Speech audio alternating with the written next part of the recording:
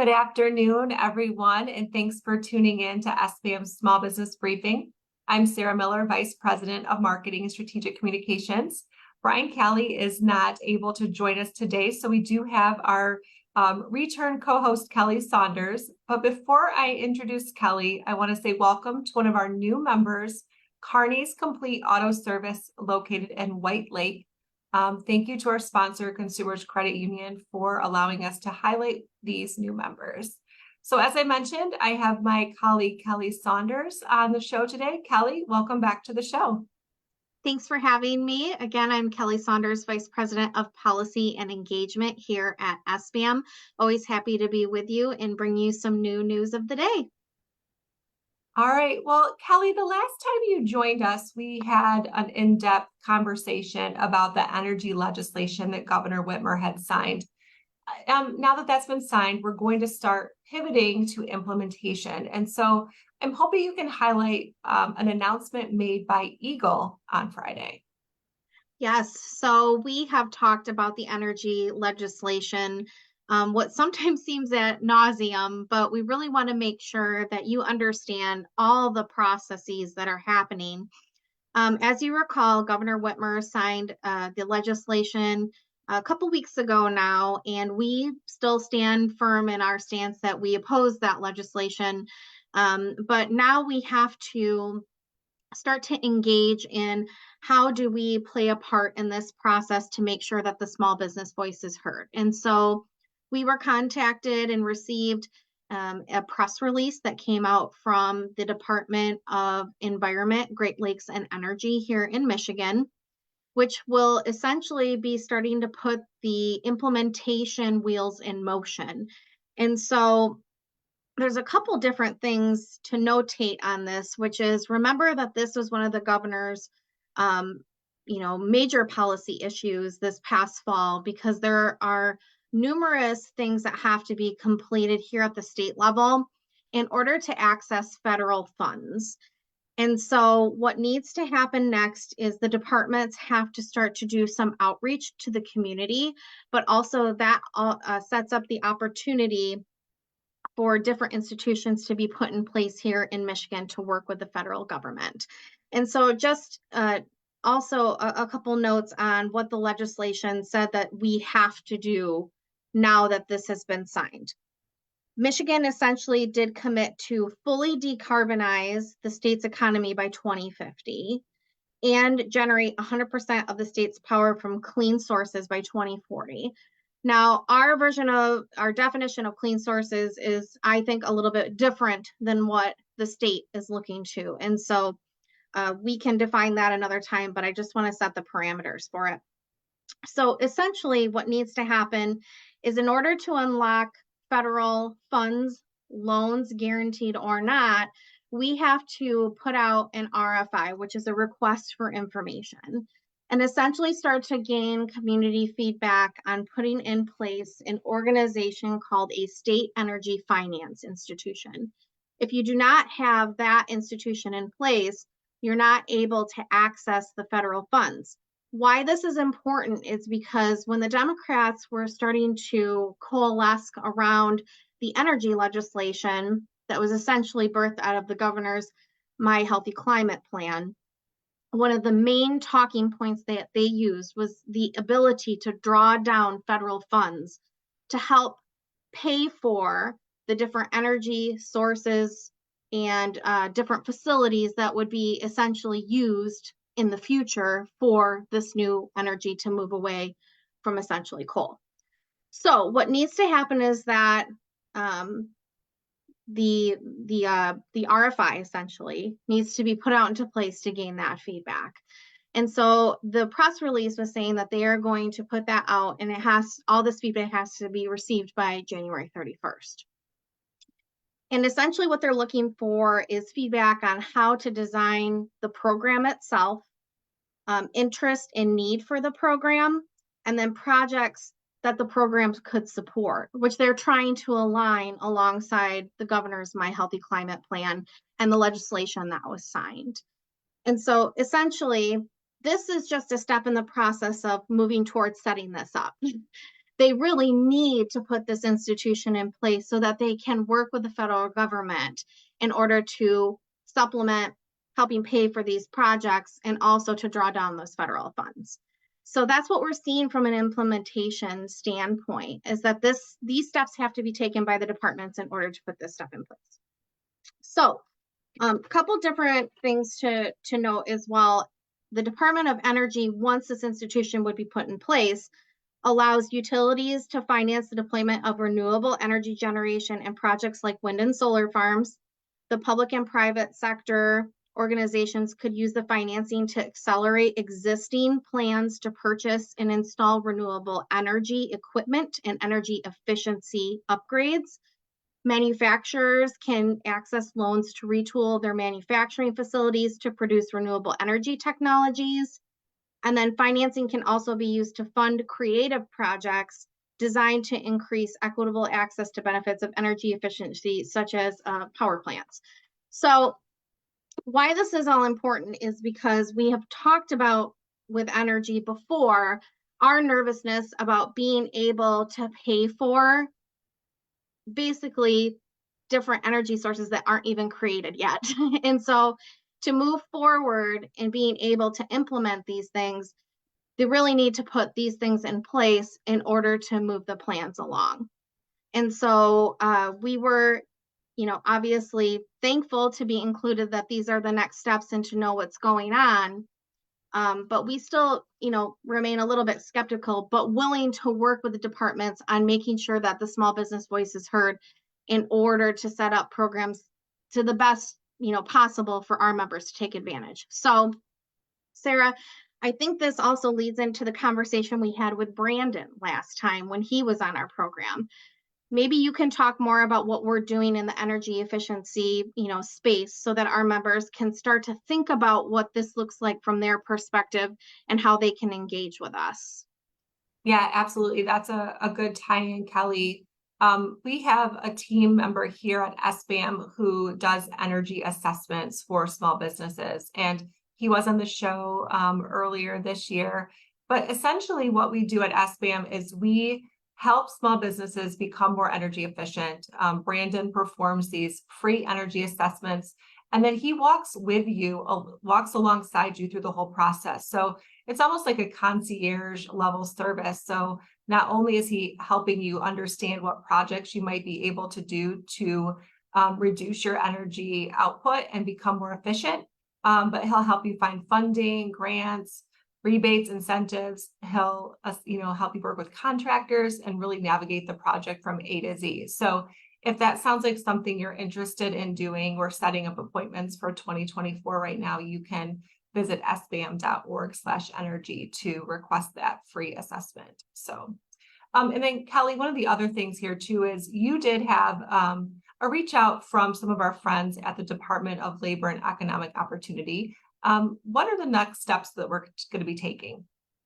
Yes. So again, we share a really healthy relationship with the Department of Labor and Economic Opportunity. They've asked us to engage numerous times, and Leo and Eagle will kind of work side by side in order to make sure that there are smooth transitions with a lot of these different pieces and parts that are going to have to be implemented. And so Sarah and I were actually invited to participate this Thursday in learning more about how we can bring different tools and resources to the table to partner.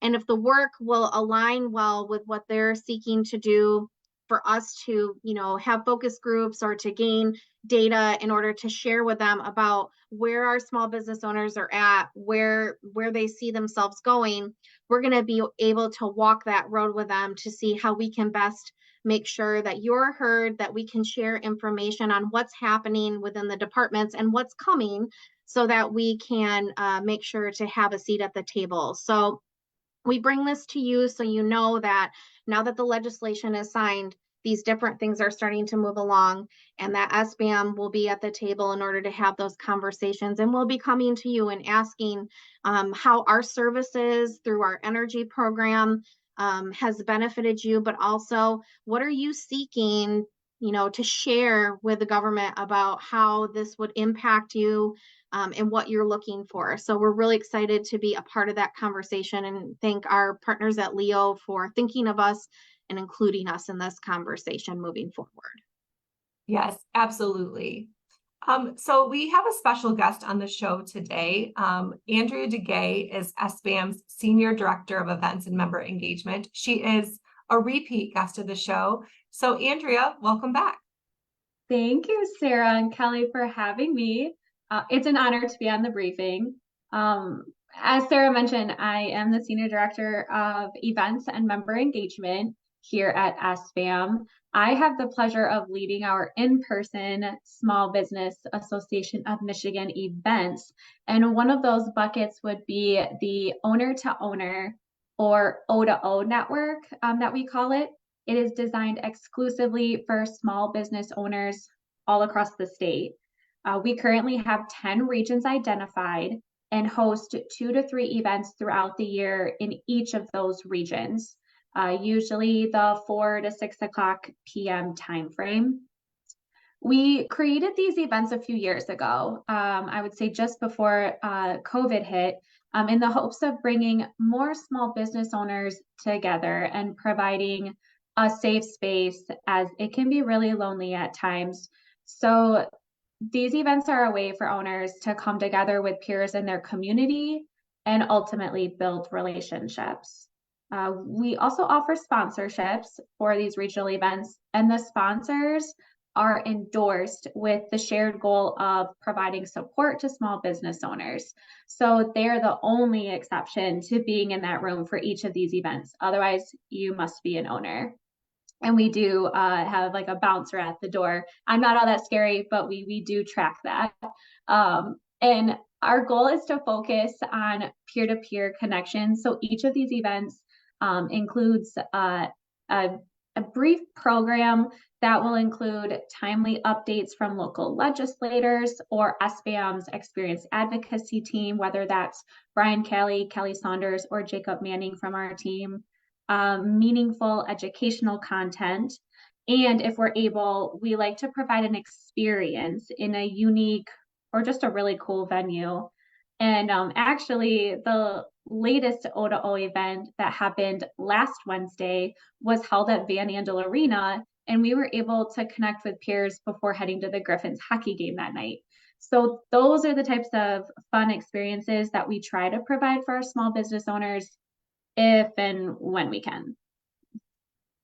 Thank you for giving background, Andrea, on our owner-to-owner program. We often say here it's kind of the bread and butter of our event management side of SBM. But let's go over a little bit the attendees. As you spoke, it is just small business owners connecting with their peers. Do you have to be a member to attend our owner-to-owner program? Yes, I was going to mention that while there are a few ways to get involved or invited, and I'll get to the status. So we send out numerous email invitations using our database to all small business owners in each of the regions and surrounding counties. That includes details and a registration link, or we welcome you to create an account so we are able to invite you to future events. And we also have each event listed on the SBAM owner-to-owner website, which includes a registration link, or you can contact any of us at SBAM and we can help in ensuring you are on our communication list for specific regions that you wish to attend. And you don't have to live in the region to attend. You are welcome at any and all, as long as you are an owner. And we do get that question often on membership. And while these events may be exclusive to small business owners, owners do not have to be a member of SBAM to attend. So we encourage owners in each of these regions to join us at future events, regardless of membership status. Like I said, all are welcome. There is no fee to participate. And thanks to our sponsors, we are able to offer complimentary events that, of course, include snacks and beverages. And it is a party after all, right? All right, so Andrea, I know you've been hard at work getting ready for 2024. So can you give us an update on some of the locations and the regions that we're going to be at come January? Absolutely. Yes, we have a calendar filled with events already in 2024. Looking at January, we will be in the greater Macomb region at DC3S, or the Defense Corridor Center for Collaboration and Synergy. That's located in Sterling Heights, and that will be January 11th. There will be a brief program which will touch a bit of the educational component piece that I mentioned earlier in terms of the kinds of events that we offer. And this will highlight folks from the defense industry and just give some background to what goes on, a little bit of insight, and then with the remainder of time spent networking. Then we will head to the Great Lakes Bay region, more specifically Midland, on January 25th at CMURC, which is a 501c3 organization with professional and diverse co-working space and accelerator programs. So again, this will touch the educational component by hearing from the folks at CMURC, along with a tour of the space to showcase the resources available, all to the Great Lakes Bay region. And lastly, we are also working on finalizing an event in Detroit or the Wayne region at the end of January. So more details to come soon. All can be found on the website, sbam.org/O2O. So while we're busy planning, it should be a great month to kickstart 2024 and just continue bringing small business owners together, which is the true goal for this program. So we're really looking forward to another great year ahead, right, Kelly? Yes, well, thank you, Andrea, for being with us today. We know that you work hard to bring meaningful events to our members and soon-to-be members. And so hearing more and amplifying you and lifting you up and getting people to see your face. If you have any interest in learning more about our owner-to-owner program, please find Andrea on our website. She's always available to you, and we will look forward to seeing you, Andrea, at many events in 2024. So thanks for being with us today. Thanks for having me. So Sarah, let's pivot to some more news of the day. Yes, we do have a few more topics to cover here, Kelly. And again, thanks to Andrea for being with us. So let's go back to a topic that we have covered before. This is the special elections that are happening for the 2 open house seats. The primary is going to be held in January and the general election is in April. Governor Whitmer did make some announcements last week. What can you tell us? Yes, so Governor Whitmer did make 2 endorsements. As a reminder, there are 2 seats open, one in Warren, which is the 13th district, and one in Westland, which is the 25th district. Both of the 2 former legislators that were seated there ran for mayor and won their races. And so this has opened up these 2 seats. So Governor Whitmer made 2 endorsements last week in the Warren seat. Current Macomb County Commissioner Mai Song was endorsed. She's also endorsed by Mayor Lori Stone and seated Senator Stephanie Chang. And then in the Westland seat, the current Westland City Council Pro Tem Andrea Rutkowski was also endorsed by Governor Whitmer. As a reminder, we do have a PAC board here at SBAM, and they are in the process of reviewing candidates to see whether we will endorse or not in these races. But with the governor making endorsements in these races, that makes a pretty profound statement to Michigan and Democrats specifically as a whole on who she's rallying around. And so, we're paying attention to all of this. We don't obviously make our endorsements based on who the governor chooses necessarily. We have small business owners that are seated on our PAC board, review candidate questionnaires and make recommendations, and then endorse or choose to not get involved in these races. But we like to make sure that the political news and notes that are happening of the day and bring that to you. And another thing to kind of bring up on this stance is that the governor not only made some endorsements in these 2 respective races, but her PAC made endorsements in national races last week. I know Brian's talked about before, what's Governor Whitmer's trajectory, from here, and people have talked about it all across the state. with the governor getting, involved in national races, she really is, dipping her toe in the water outside of Michigan. We know that the governor has, our governor has been seen as a national darling in leading numerous national organizations and fundraising. She's on President Biden's reelection, campaign as a chair for the Midwest. And so it's just interesting, to sit back and watch and see her role in all of it. And we will continue to follow and report back to you where she is, engaging. And we'll be back with you from our PAC board once they've made decisions on who might be the best small business voice in the Warren and the Westland seats, if there is one. Yes, we'll definitely keep everyone updated on what the Small Biz PAC board decides for those two races. So stay tuned. All right, let's stick with some news related to Governor Whitmer. There was an announcement last week that she made about the earned income tax credit. Yes. So if you recall earlier this year, we were involved in supporting legislation surrounding the earned income tax credit. And just as a reminder, the earned income tax credit is a tax benefit for working individuals with income below a certain level. So the Michigan EITC provides a tax credit of up to $2,080 for the tax year 2022. And then in 2023, it'll be $2,229. The eligible credit amount depends on several factors, but some include income, filing status, number of qualifying children, and disability status. And we're really happy to support bipartisan legislation when this was put over the finish line. Before the legislation was signed, the earned income tax credit was at 6%. When the legislation was passed, it bumped it up to 30%.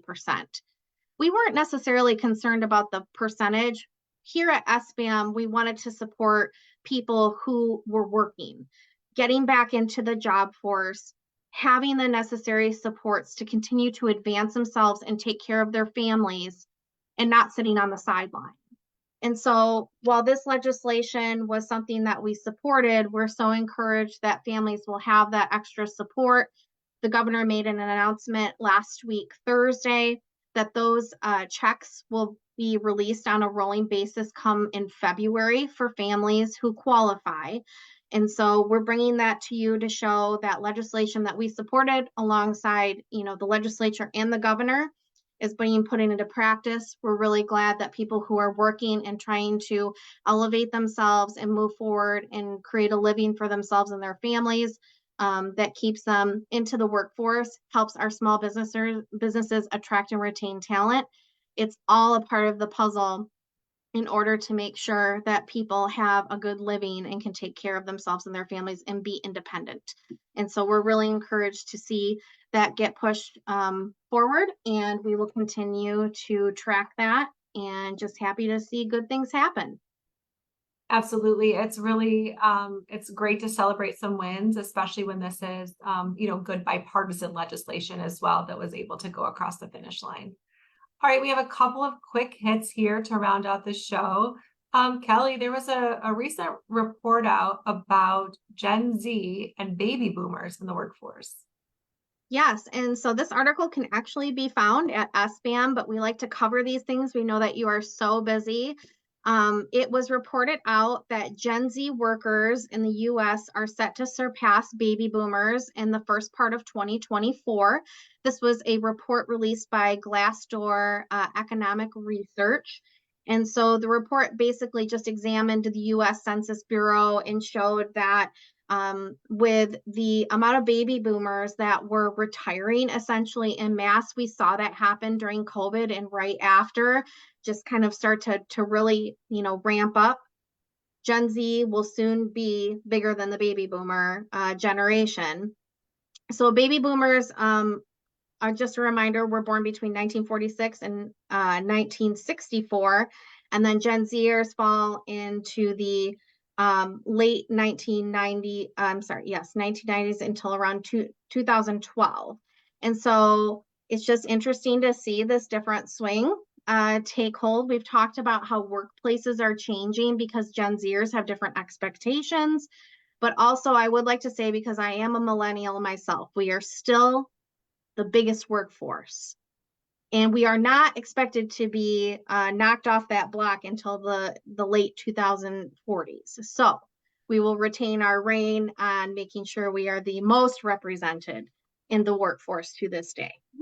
I see. Well, as a Gen Xer, I'm not sure where we fit in there, but you know, we always hold steady. Your reign was short, Sarah. It was only from, I love this study though. It was only from 2012 to 2018. Jeez. They were your No, glory years. I'm sorry no, if nobody told you. no love for Gen X. So, well, I have a very exciting update on the 2024 wage and deferral limits. Those were recently released, and those include FICA, unemployment tax, retirement deferrals, and minimum wage. So rather than list those all out for you, read those to you, I'm just going to share a link in the comments so you can reference that yourself. And then we're going to go back to Kelly for an update on long-term part-time employees as it relates to retirement plans.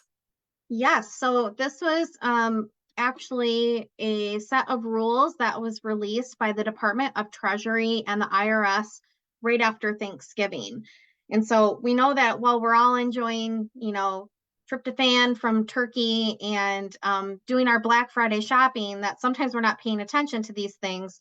So this is basically a benefit to benefit a small number of employees by making them eligible to participate in an employer's 401k defined contribution plan. And so the new rules were promulgated under the Secure Act and will require employers with a 401k benefit to modify their plans so that current part-time employees working over 500 hours per year for a period of 2 years and employees starting next year after 3 years may also be participants in the employer's 401k plan.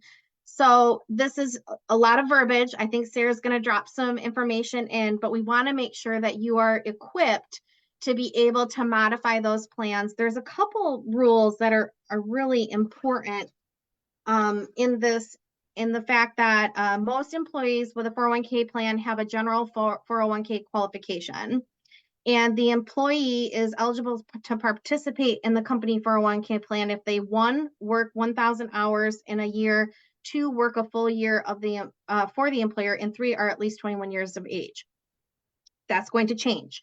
So make sure that you are connecting, if you have a 401k plan, with your administrator to make sure that you're making those changes. And don't forget that us here at SBAM, we have resources and partners available to you in order to make sure that these are all being followed correctly. So don't feel like you're in it alone. We're here to help you, but also if you have somebody else helping you with these 401k plans, reach out to them and just make sure that you're compliant. Yes, good advice. And thanks for mentioning that SBAM has retirement plan options as well for our members. All right, so Kelly, thank you for joining me today. And Andrea, thank you for joining us as well. Brian will be back here on Thursday's show. He is planning kind of a data year in review. So it'll be a data Thursday to round out 2023. And then that will be our last show until January 8th. So please join us here on Thursday at 3 and have a great rest of your week. Have a great rest of the week.